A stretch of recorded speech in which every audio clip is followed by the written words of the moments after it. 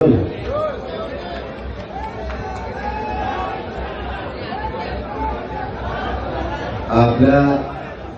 सगळ्या आंदोलकांना माझं सांगणं आहे, तुम्ही मला जास्त सांगायची वेळ येऊन देऊ नका. एकमेकाला फोन करून सांगा.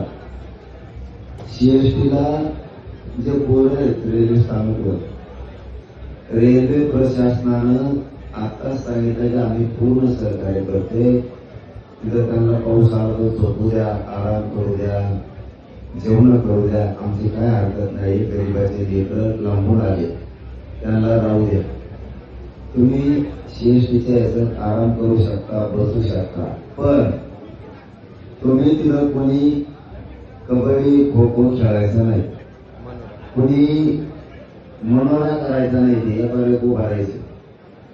त्याचं कारण वर लाईट आहे आणि त्या लाईटचा जर शॉट लागला तर विनाकारण हानी होईल.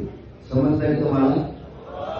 त्याच्यामुळे सगळ्यांना सीएसटीला जाऊन सांगा, आपल्या पोराला झोपा, जेवण करा, पावसा पाण्याचा आराम करा. प्रशासन रेल्वे तयार आहे आणि त्या गर्दीत कोणाला त्रास होईल असं सर्वसामान्य मुंबईकराला आपल्या हातातून होऊ द्यायचं नाही. आलं ध्यानात? बरोबर. उद्या प्रवासी येतील, महिला प्रवासी. आता उद्या प्रवासी येतील. नाही केले म्हणा, नाही केले म्हणा. गरीबाचे इमानदार पुढे खेड्यापाड्याचे संस्कारी ते असं काही नाही करणार. फक्त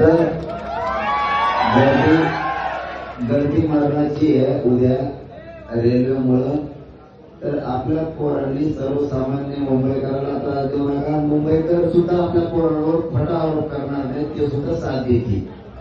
फक्त आपले एकदम सहकार्य करायचं. मुंबई आपली हे ध्यानात ठेवा, माणसं पण आपले.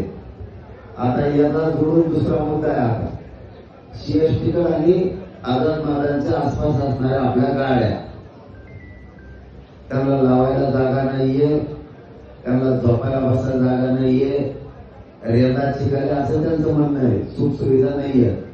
तर त्यांच्यासाठी आता एक नवीन खबर आहे.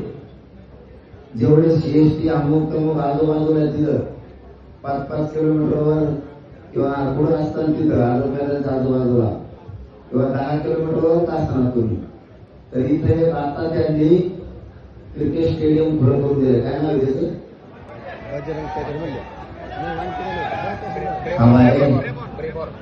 ब्रेबॉन. कसले घाण नाव होतं असले.